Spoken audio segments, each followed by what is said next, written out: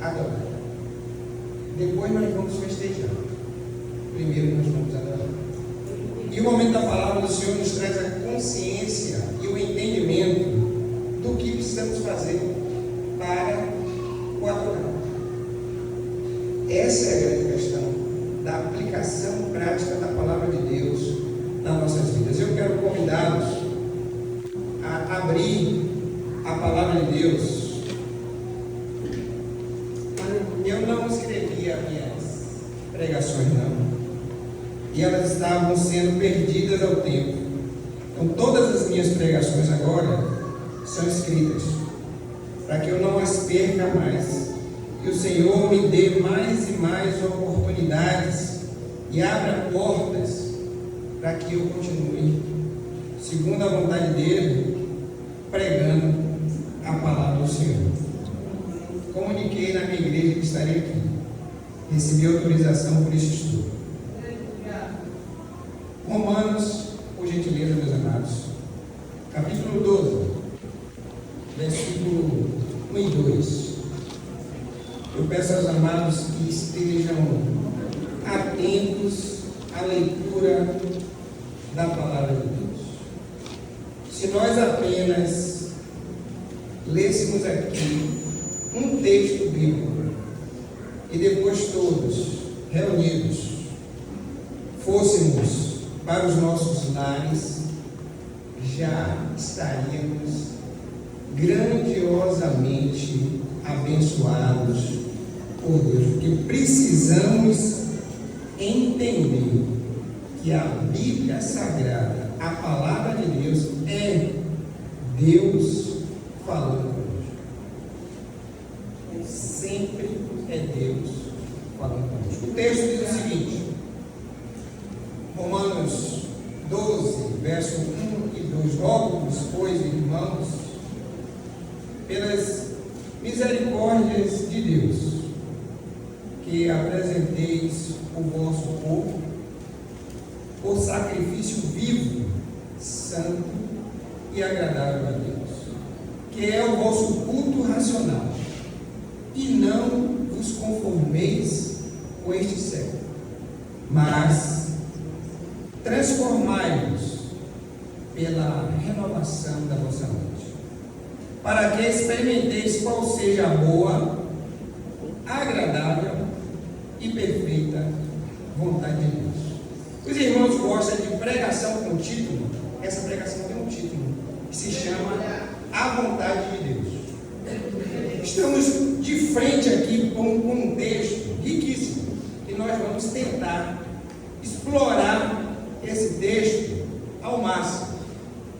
E veja, versículo 2 do texto de Romanos 12 diz assim: e não vos conformeis com este século. A frase é essa. Então veja, quando pensamos em não nos conformar com algo, já nos remete o desejo de brigar, de lutar, de discutir. Eu não vou me conformar que eu sou baixinho. Eu não vou me conformar que eu sou burro. Eu não vou me conformar que eu não tenho cabelo. Eu não vou me conformar que eu nasci com uma doença gravíssima.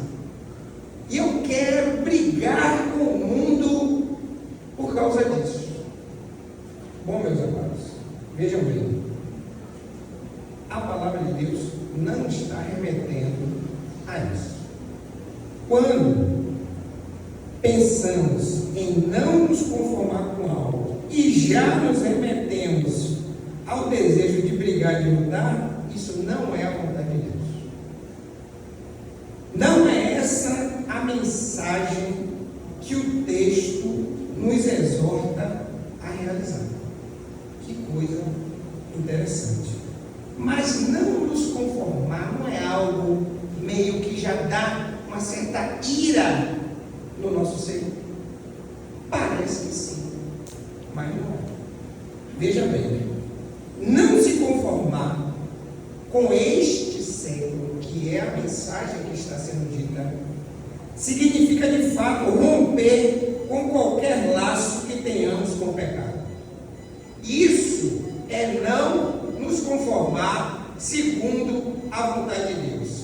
Meus amados, se você tem o que eu chamo de pecado de estimação, e você vem tratando ele com todo carinho e amor, porque você olha para esse pecado de estimação e você diz para ele assim: você não é nem um pecado grave, você não faz mal a ninguém, eu já estou até acostumado com você. E quando você olha para esse pecado de estimação e você se apega a ele, você se afasta de Deus e você não rompe com este século. Pelo contrário, você se conforma com este século. A palavra do Senhor está nos dizendo: não vos conformeis com esse século. E a forma adequada de não se conformar com esse século é rompendo com o pecado. Quando o cristão rompe com o pecado, ele se aproxima de Deus. Olha aí. Ele aproxima-se da santidade. Ele trilha o caminho onde Cristo é o baluarte. Romper com o pecado é não se conformar com esse século. Demais a palavra do Senhor. Eu peço aos amados que abram agora no Salmo 1, versículo 1.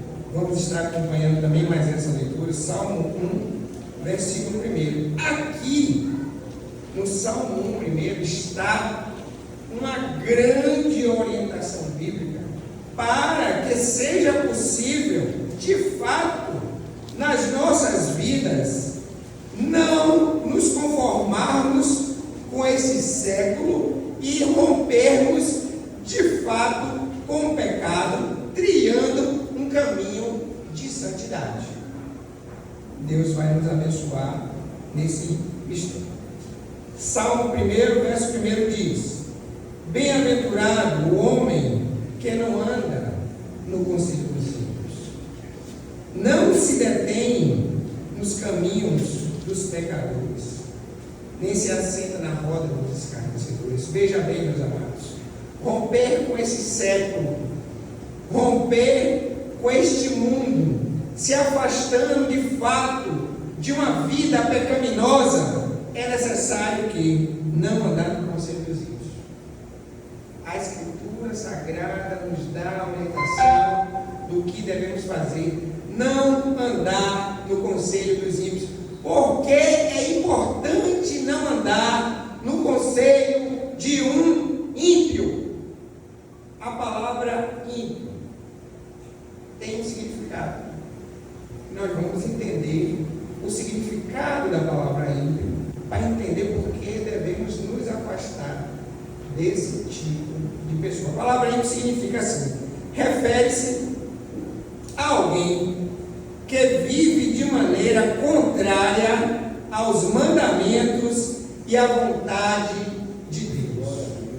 Esse é o significado de ser ímpio. Então, o texto bíblico está nos dizendo, Salmo 1, não ande no conselho do ímpio, não ande no conselho daqueles que são contrários aos mandamentos e à vontade de Deus. Essa é a orientação bíblica. Agora veja que a palavra ímpio, ela tem diversos sinônimos, e todos eles nos mostram como de fato é tenebroso buscar conselho de ímpio.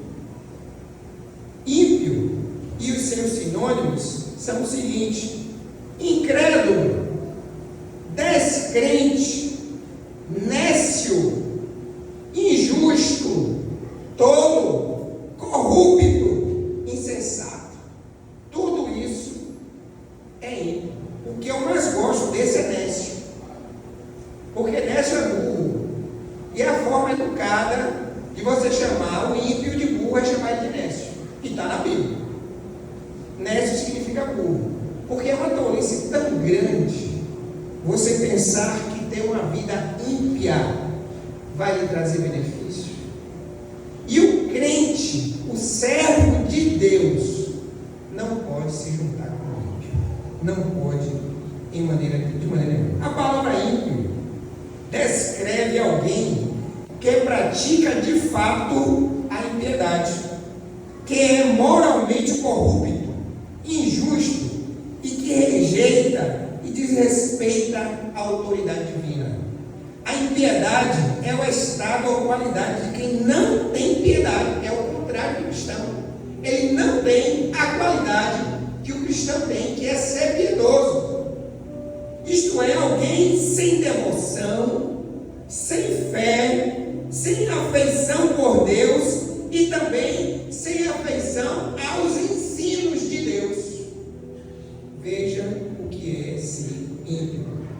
A vida dos ímpios é caracterizada por ações e comportamentos considerados pecaminosos, em direta oposição à justiça e à santidade de Deus. Veja a profundidade do que é o Salmo 1, verso 1. De modo geral, o ímpio não respeita os preceitos de Deus e não se importa em violar as suas leis. Esse é o ímpio na sua essência. E a palavra de Deus está nos dizendo que para que sejamos bem-aventurados, precisamos não andar no conselho do ímpio. Agora você sabe o que é bem-aventurado? Bem-aventurado, na palavra de Deus, significa assim: o homem feliz, muito feliz, completamente feliz. Meus irmãos, eu quero isso na minha vida. Você quer isso na sua vida? Glória a Deus. Glória a Deus. Precisamos estar longe do conselho dos ímpios, porque o Senhor vai trazer felicidade para nossas vidas. O bom conselho é uma coisa maravilhosa, mas pense, um conselho ruim que vai estragar sua vida, que vai estragar seu casamento, que vai estragar sua relação com seus filhos, que vai estragar sua relação lá no trabalho. Pense nisso e pense que estar ouvindo conselhos de ímpios vão te levar a isso. Mas Deus quer nos levar para o caminho da bem-aventurança, o caminho da felicidade. Glória a Deus. Então veja, não se conformar com esse século. De cara já nos mostra, não ande com ímpios. Porque se eu estiver andando com ímpios, ouvindo os seus conselhos, tendo eles como referência para a minha vida, não terá como eu não me conformar com este século. Pelo contrário, eu vou estar aceitando esse mundo do jeito que ele é, ele vai estar penetrando na minha vida, ele vai alterar o curso da minha vida e ele vai me afastar da santidade que eu preciso para estar com o meu Senhor. Glória a Deus. Meus amados, seguindo um pouco mais, nós podemos agora, depois dessa breve explicação, entender que a vontade de Deus também é que você não seja ímpio. Deus não quer que os seus filhos amados se tornem ímpios. Deus não quer isso. Pelo contrário, Ele quer a bem-aventurança para nós. Agora veja, o texto segue e ele diz: não se detém no caminho dos pecadores. Ou seja, já são duas ordenanças em apenas um versículo. A primeira ordenança: não anda no conselho dos ímpios. E a segunda ordem: não se detém no caminho dos pecadores. E agora em pecado. O que é pecado? Vamos entender? Pecado, ele não existe por si só. O pecado não é uma entidade. Uma entidade que se chama pecado não existe. uma entidade que se chama pecado e que pudesse lutar contra Deus. Não existe. Mas o pecado é justamente a negação da vontade de Deus. Quando você nega a vontade de Deus, você se ajunta com o pecado. A vontade de Deus está escrita na palavra do Senhor, e a palavra do Senhor é o nosso guia, é o nosso norte. Ela nos conduz a Cristo. Quando eu nego a palavra de Deus, quando eu nego a ordenança do Senhor, eu me alio com o pecado. E nesse momento que eu me alio com o pecado, eu me afasto de Deus. Não existe a possibilidade do servo do Senhor estar se aliando com o pecado. A natureza do pecado se traduz na ofensa direta contra Deus. É a disposição natural humana de se afastar de Deus e dos seus conselhos. É a falha em seguir o caminho proposto por Deus, desviando-se para viver no outro rumo conforme a sua própria maneira. Aquele que rejeita ao Senhor vive o pecado. Ele vive uma vida largada conforme o seu querer, conforme a sua vontade. O servo do Senhor faz isso. O servo do Senhor, ele se humilha diante de Deus e pede todos os dias: Senhor, me ajude, Senhor, me direcione, Senhor, me abençoe, Senhor, coloque a tua palavra na minha boca, Senhor, livre-me dos pensamentos pecaminosos. O servo de Deus, ele se humilha diante do Senhor, porque ele confessa o seu pecado, aleluia. E como ele confessa o seu pecado, ele é recebido pelo Senhor, por isso ele é bem-aventurado, glória a Deus. O texto que eu peço para os amados abrir nesse instante, Romanos, por gentileza, capítulo 3, o verso 10 até o verso 12, diz assim a palavra de Deus, como está escrito: não há um justo, oh, aleluia, nenhum sequer, não há quem entenda, não há quem busque a Deus, todos se extraviaram, e a uma se fizeram inúteis, não há quem faça o bem, não há nenhum sequer.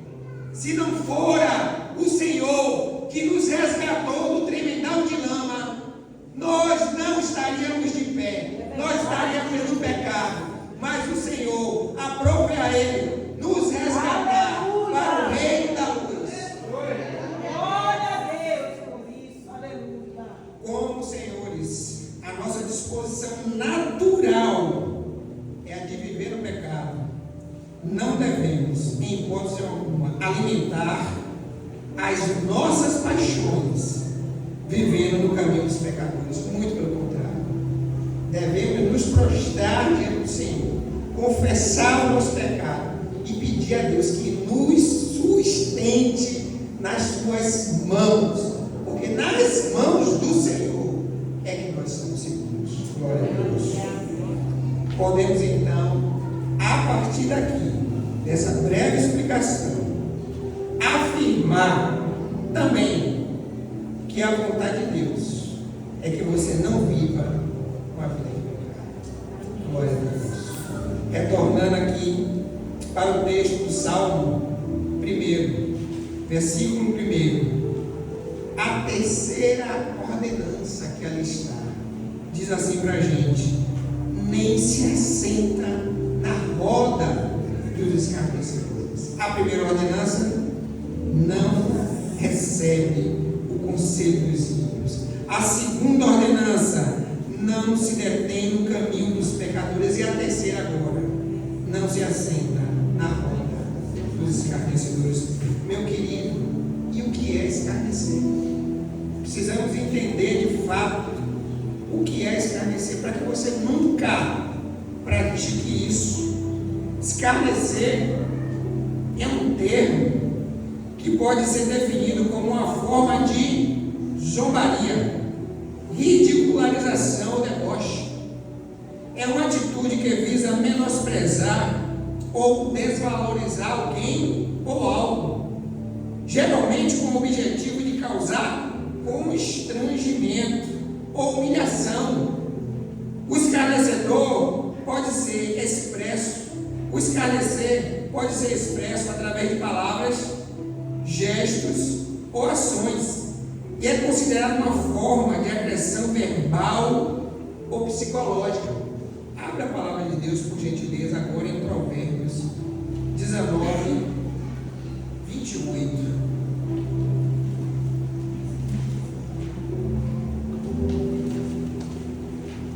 Veja quão forte é essa palavra.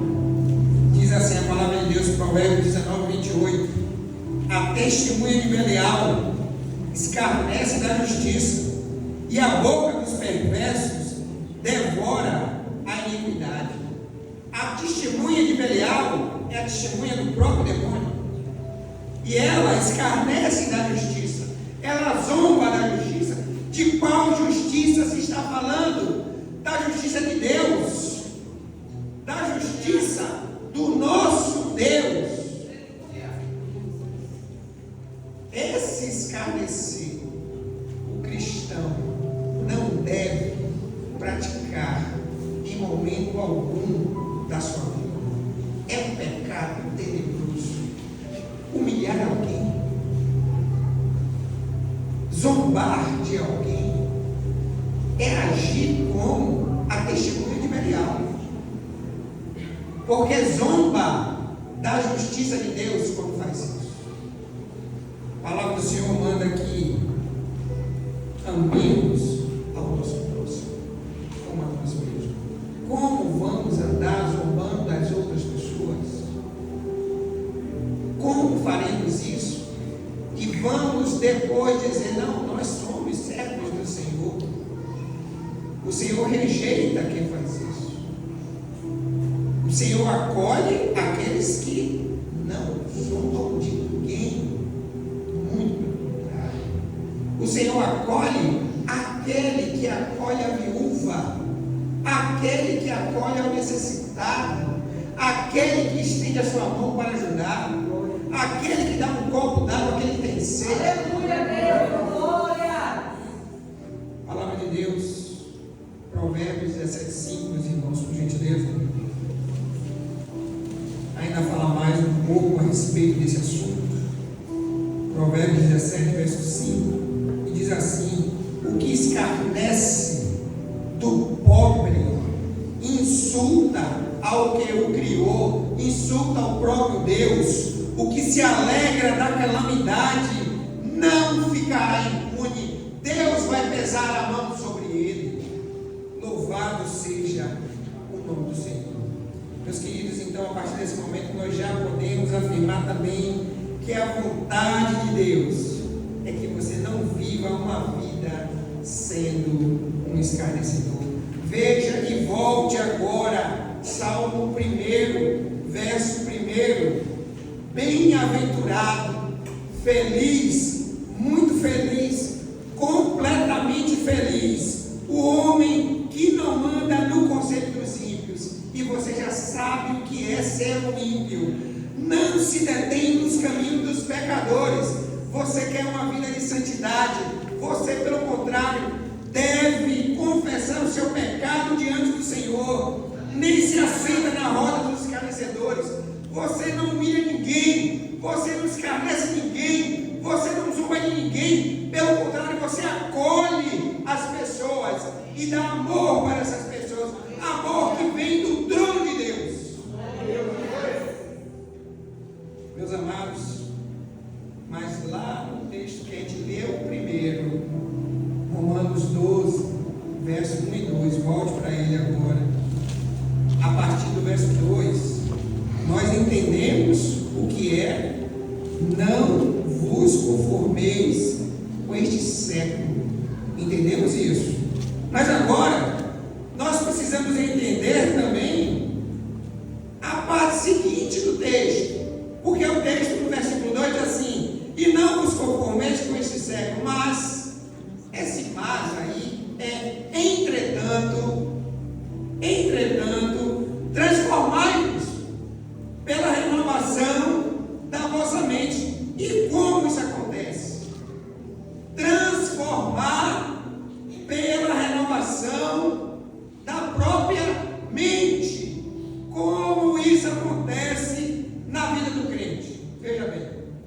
nas traduções gregas, a palavra transformar que está nesse texto, ela é metamorfo. De onde vem a palavra metamorfose? Transformar pela renovação da vossa mente é passar a sua mente por uma metamorfose. E o que seria isso? Uma mudança de forma. Essa palavra ela só aparece 4 vezes no Novo Testamento. Metamorfose. 4 vezes. E uma delas é exatamente nesse texto. E o Senhor está dizendo que a nossa mente precisa ser transformada, passar por uma metamorfose. Metamorfose, veja bem, é a transformação de um ser vivo em outro. Que coisa linda! Isso acontece na natureza. Você vê um lagarto, ela entra no casulo e ela se transforma numa borboleta e ela sai voando, colorida. Quando você vê a lagarta, você nem acha bonita, que é feia mesmo, né?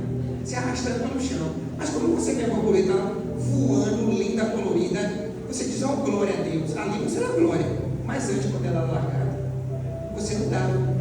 Quando você vivia, meu irmão, uma vida de pecado, largado no mundo, ninguém dava glória pela sua vida. Mas quando você se encontrou com o Senhor, Ele transformou a sua vida.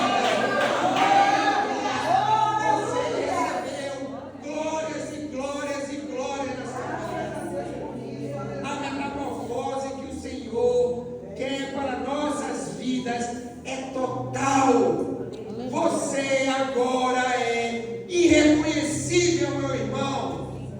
Glória a Deus. Veja, a metamorfose é a transformação de um ser vivo em outro.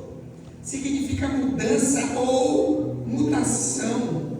O termo vem do grego antigo, mais especificamente dos prefixos meta, que significa mudar, e morfo, que significa forma. Mudar a forma. O Senhor mudou a nossa forma. Glória a Deus. O termo metamorfose passa a ideia de modificação, ou seja, transformação de uma forma em outra. A palavra metamorfose também é muito utilizada na biologia para nomear o período de mudança de estrutura corporal que algumas espécies de insetos e anfíbios realizam durante a sua fase de desenvolvimento. Jesus passou por uma metamorfose. Que coisa linda! Abra sua Bíblia e veja comigo Mateus 17, o verso 1 e 2, por gentileza.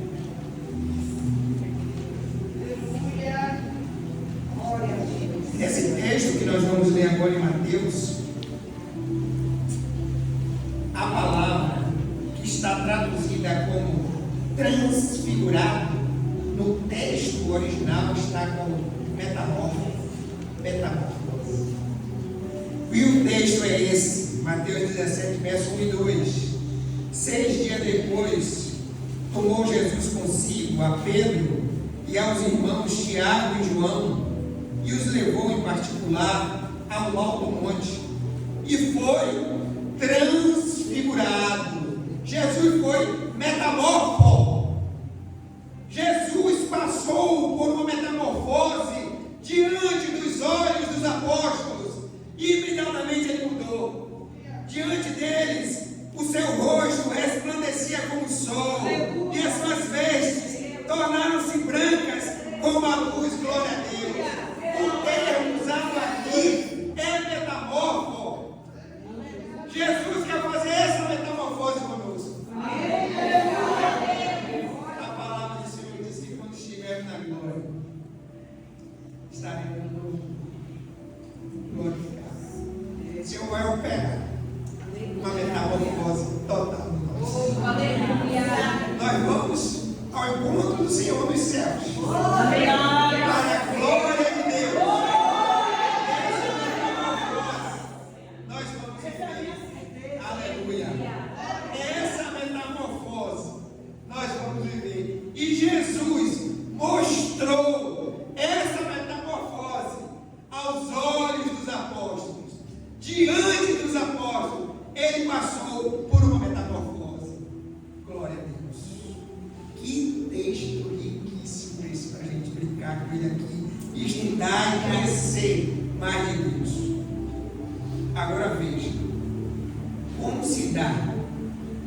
processo de metamorfose para renovar a nossa mente. Porque aqui no texto nós lemos que o Senhor quer transformar a nossa mente, quer passar a nossa mente por uma metamorfose tal que ela vai ser uma nova mente. Nós vamos pensar de outro jeito, eu pensava de um jeito, agora eu penso de outro jeito. O que eu pensava antes me levava para aquele caminho, mas o que eu penso agora me leva para outro caminho. Aquele caminho ali que mostra aquela coisa maravilhosa é aquele caminho agora que eu quero. Eu não quero mais aquele outro caminho da porta larga. Eu quero esse caminho. Minha mente passou por uma metamorfose. Como isso acontece na vida do cristão? Conhecendo a palavra e vivendo a palavra. Aleluia. Quando você conhece a palavra, sua mente ela é renovada, ela é transformada. E você agora pega essa palavra que você aprendeu, você aplica na sua vida. Você agora já sabe. Eu não posso andar no caminho dos escarnecedores. Eu não posso ser um zombador. Eu não posso viver com os pecadores. Eu não posso ouvir o conselho daquele que é ímpio. Glória a Deus. Nós aprendemos isso aqui. A nossa mente foi renovada pela palavra de Deus.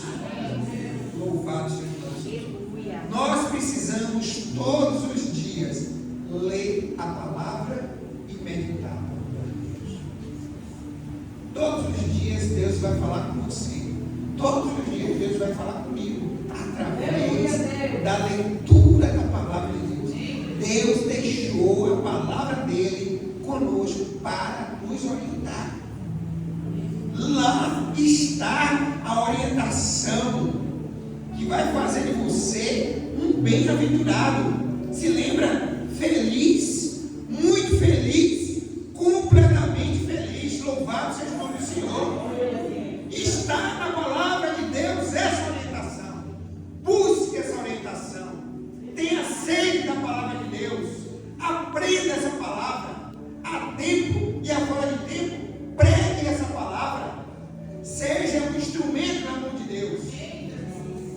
Louvado seja o nome do Senhor. Queridos, agora também podemos afirmar que a vontade de Deus de nos transformar de tal maneira que não mais seremos reconhecidos como antes, e de estar com o Senhor passaremos por uma completa metamorfose mental. Essa é a primeira metamorfose que o Senhor vai fazer na nossa vida, é a metamorfose mental. Transformai-vos com a renovação da vossa mente. A metamorfose mental só acontece com a ação do Espírito Santo na nossa mente, através do entendimento da palavra de Deus. Essa é a grande metamorfose primeira. A segunda é quando nós vamos encontrar com o nosso Senhor. Aí o Senhor vai fazer conosco o que Ele fez diante dos apóstolos. Glória a Deus. Uma metamorfose completa. Nós que éramos apenas uma lagarta, agora vamos virar borboleta. Linda, voando. Glória a Deus, Senhor do grande dia. Por isso que o homem quer ir na carruagem de fogo, rapaz. Ele não é bobo, não. Glória a Deus. Ele falou lá no escritório sobre isso, eu também quero. Falei logo, vou mentir. Meus irmãos, vejam bem. Mas nós também vimos, vamos voltar ao primeiro texto, sempre é bom, renovando tudo que nós já vimos.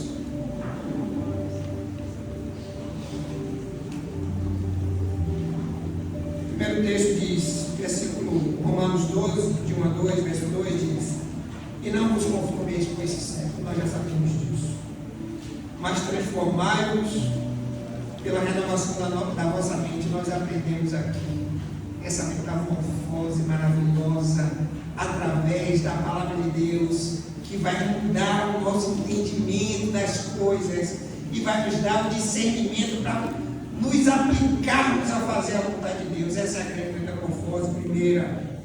Mas depois o texto prossegue e ele diz assim: para que experimenteis qual seja a boa, agradável e perfeita vontade de Deus. Observe, Deus diz assim: não se conforme com esse século. Bom, depois Deus diz assim: transforme a vossa mente, faça uma renovação mental. E depois ele vem e conclui. Ele diz assim: para que? Aí você já vai desfrutar. Para que você desfrute do quê? Observe, aquele que segue a vontade de Deus, aquele que ouve a palavra do Senhor, aquele que pratica a palavra de Deus, ele vai ser abençoado por Deus, não tem dúvida. Aí Deus está dizendo aqui, ó, se você fizer isso que eu te disse aqui, não se conforme com esse século e transforme a sua mente, renove ela segundo o meu desejo, você agora vai experimentar a boa, a agradável e a perfeita vontade de Deus. Glória a Deus.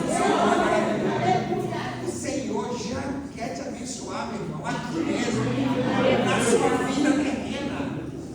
Faça o que Ele diz, porque Ele que vai te fazer experimentar a boa, a perfeita e a agradável vontade de Deus. Se está escrito, o Senhor vai cumprir.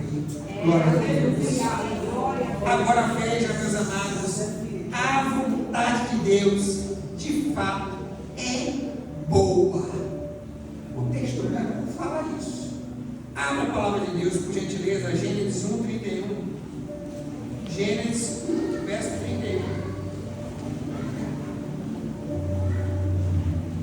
Gênesis 1, verso 31 diz assim: viu Deus tudo quanto fizeram, e eis que era muito bom. Houve tarde e manhã o sexto dia. A vontade de Deus é boa, muito boa. A mensagem do Senhor, através do profeta Jeremias, no contexto do exílio, explica muito bem essa questão. Abra a palavra de Deus no livro do profeta Jeremias, no capítulo 29, o verso 11, meu amado. Eu vou aguardar você abrir. 29,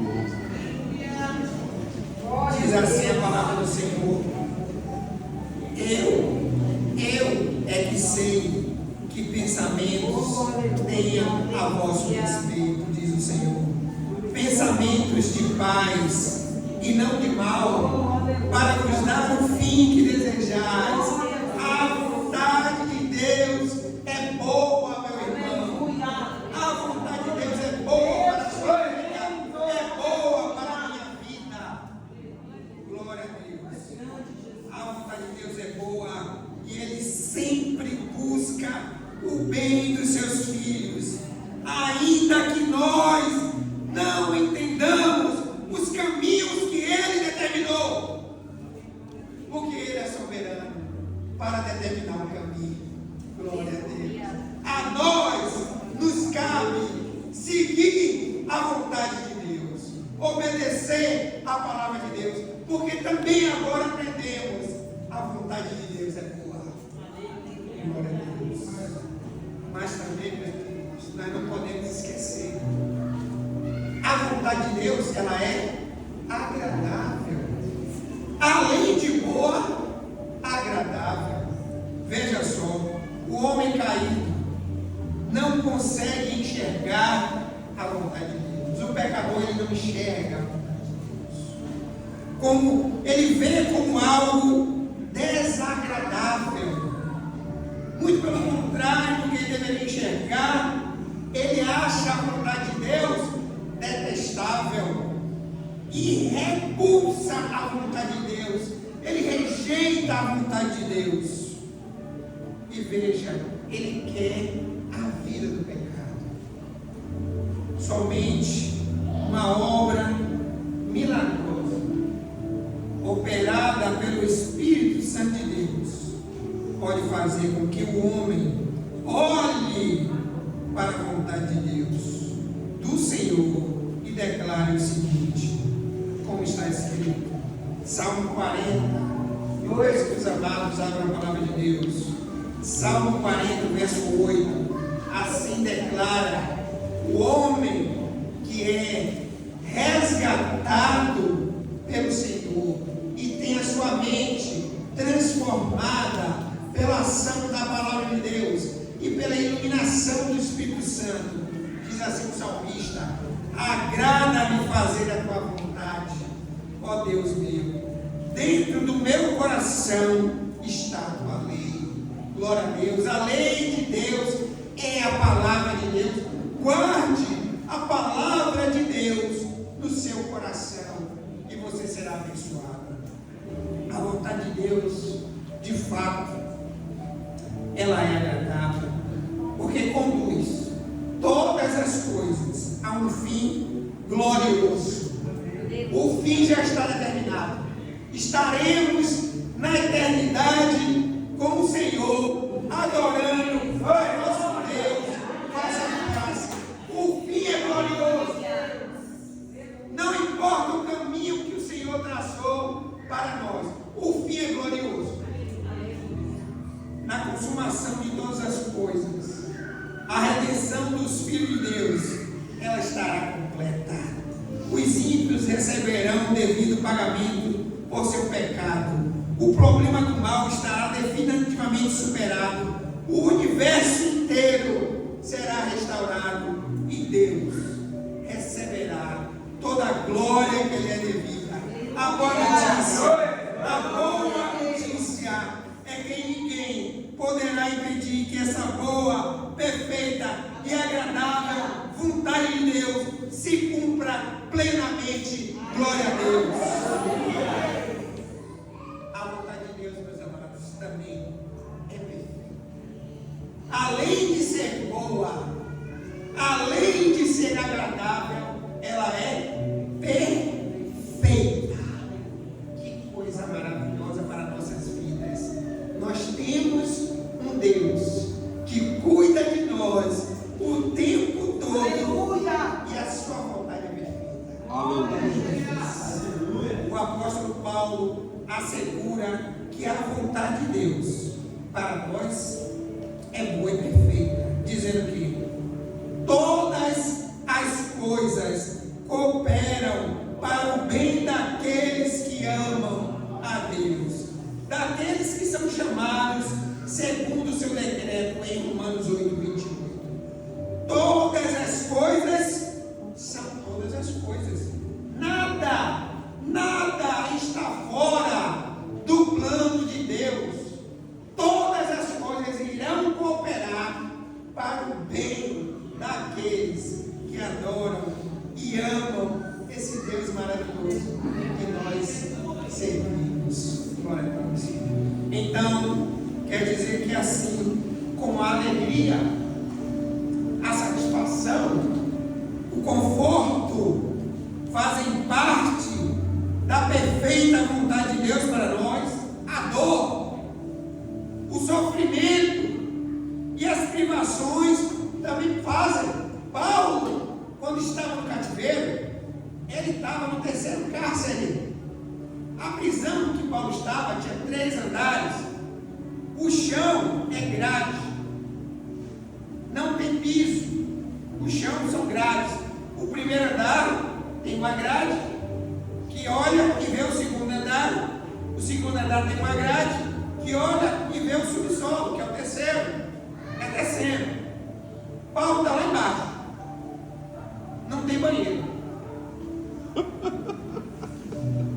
O de cima. Que situação, né? Mija e caga no de baixo.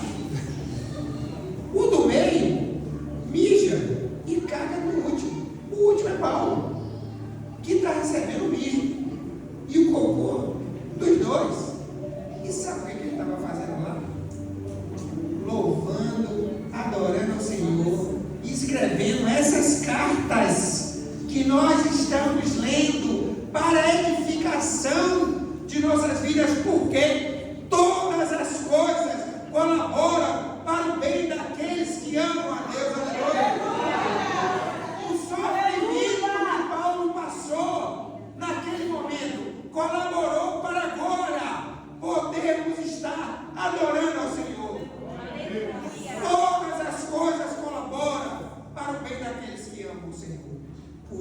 vontade de Deus é perfeita.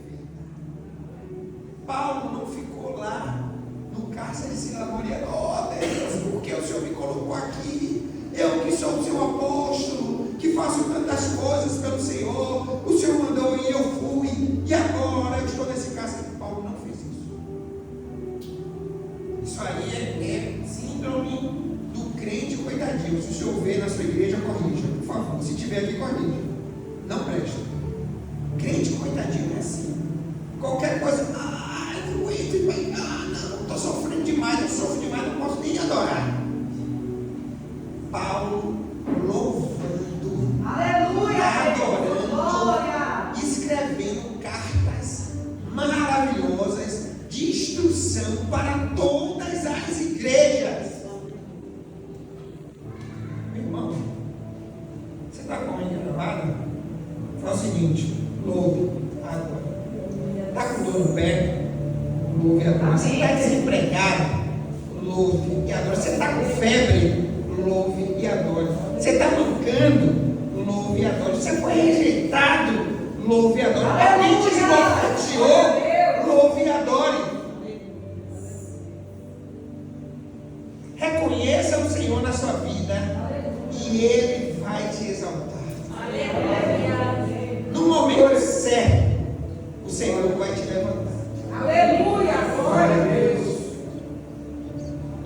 Veja bem, a maior expressão de como a vontade de Deus é boa e perfeita se encontra na pessoa de nosso Senhor Jesus Cristo. Glória a Deus. Ele cumpriu integralmente a boa e perfeita vontade de Deus. Abra sua Bíblia, meu querido, em Mateus 26, verso 39. Mateus 26, verso 39. Depois nós vamos para a aplicação do conhecimento que obtivemos hoje aqui.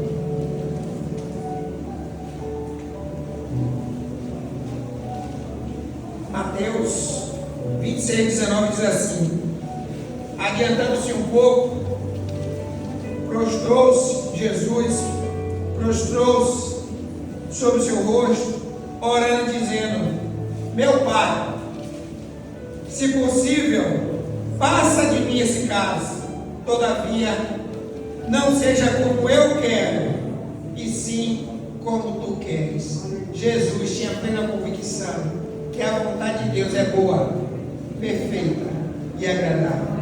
E ele cumpriu plenamente a vontade de Deus. E por conta disso, nós fomos abençoados. Quando Jesus foi posto no Calvário, ali se cumpriu toda a vontade de Deus. O sangue de Cristo foi aspergido sobre os servos do Senhor.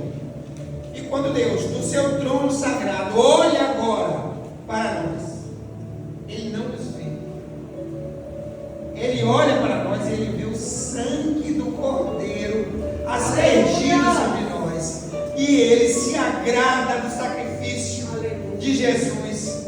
E Ele consuma tudo, e os séculos dos séculos nós estaremos com o Senhor. Glória a Deus. O sangue do Cordeiro está sobre nós. E Jesus o aspergiu na cruz. É o selo, Ele nos selou. E o Senhor olha e vê o selo. Quando no Egito o anjo da morte vinha passar, o povo de Deus foi avisado para marcar os umbrais da porta com o sangue do Cordeiro. O anjo da morte olhou o sangue do Cordeiro nos umbrais da porta e retornou. Ali ele entrava. Aquela casa está protegida, meu irmão. Você está protegido pelo sangue do Cordeiro. Você na cruz do Calvário. E isso aconteceu porque a vontade do Senhor é boa, perfeita e agradável. Meus irmãos, esse é o Deus que nós servimos. É maravilhoso. Ele pensou em tudo. Ele não deixou nada de fora. Tudo está contemplado na sua vontade. Que nossa aplicação, e finalizando, nós vamos usar dois textos. Só podemos experimentar aquilo que é bom, perfeito e agradável à luz da vontade de Deus. Se você não estiver realizando a vontade de Deus, você não vai poder experimentar o que é bom, o que é perfeito e o que é agradável. Através de uma transformação constante e contínua, mediante a renovação da nossa mente, conhecendo a palavra e praticando essa palavra, nós vamos ser transformados pelo Senhor. Nós vamos passar por uma grande metamorfose. Seremos uma nova pessoa. A nossa mente não vai pensar mais como pensava antes. Os nossos desejos serão outros. Os nossos sonhos serão outros, muito mais elevados, muito maiores, porque serão sonhos de realizar a vontade de Deus. Precisamos sonhar realizando a vontade de Deus. Temos muito o que fazer. A carruagem ainda vai demorar. Quando ela vier, o Senhor já vai estar fazendo há muito tempo a vontade de Deus e desejando continuar fazendo. Quando a carruagem chegar, o Senhor vai dizer: eu queria ficar mais um pouquinho. Mas aí ela veio. Aí já é a hora. Meus irmãos, isso implica num processo que chama santificação. Se nós não buscarmos a santificação, e o que é santificação? Aqui está o pecado, eu vou para cá. O pecado está aqui. Aleluia! Quem busca a santificação, aprende a palavra de Deus, faz a vontade de Deus e se afasta do pecado. O processo de santificação, ele é extraordinário, mas ele é muito simples. Pare de praticar o pecado. Pare. Rejeite o pecado. Se humilhe diante do Senhor.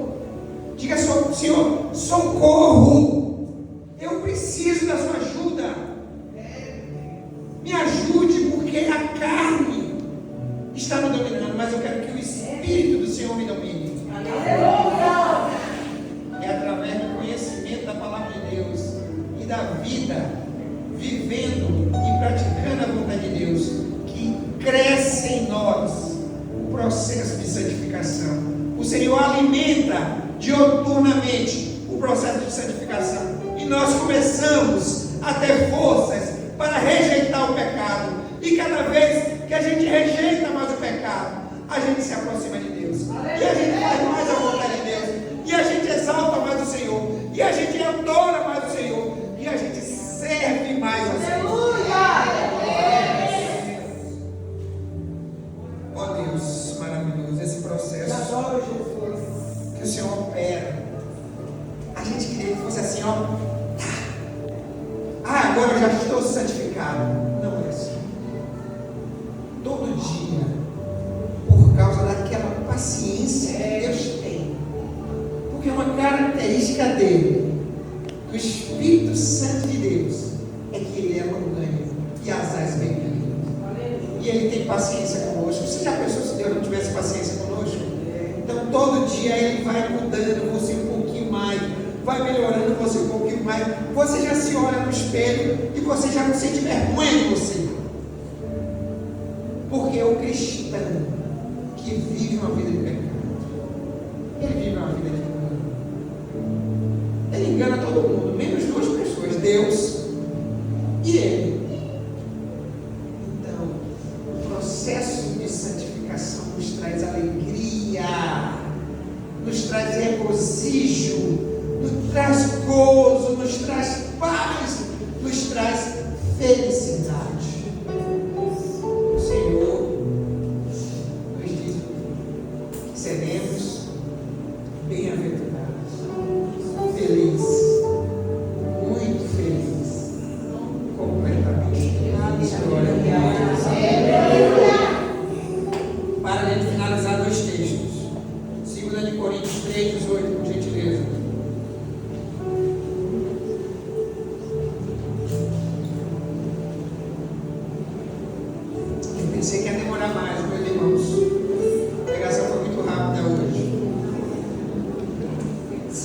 Coríntios 3,18, diz assim a palavra do Senhor: e todos nós, com o rosto desvendado, contemplando como por espelho a glória do Senhor, somos transformados de glória em glória na sua própria imagem, como pelo Senhor, o Espírito. Aleluia. Metamorfo, o Senhor nos transforma. O Senhor nos transforma. Glória a Deus. Mas que também temos responsabilidade nesse processo. O homem não pode se furtar da sua responsabilidade. Deus tem nos orientado, Deus tem nos abençoado, Deus tem nos dado palavra, Deus tem nos dado ensino. Ninguém será posto diante de Deus e será considerado indesculpável no dia do juízo. Mas Senhor, eu não sabia que era assim. Mas Senhor, o que aconteceu? Ninguém foi na minha porta bater e falar do Senhor. Eu nunca ouvi falar de Jesus. Mentira. Ninguém será considerado desculpado. E Deus vai dizer: olha, você se lembra do dia que aquela criança que estava com um folheto lhe entregou? Aquele folheto falava de mim, falava da salvação, e você rasgou e jogou no lixo e debochou da criança. Ninguém será considerado diante de Deus. Ninguém terá desculpa aceitável diante de Deus no dia do juízo. A nossa hora é agora. Agora nós temos que adorar. Agora nós temos que louvar. Agora nós temos que servir e nos prostrar diante de Deus. Aleluia, Deus. Filipenses, para nós encerrarmos, capítulo 2, versos 12 e 13.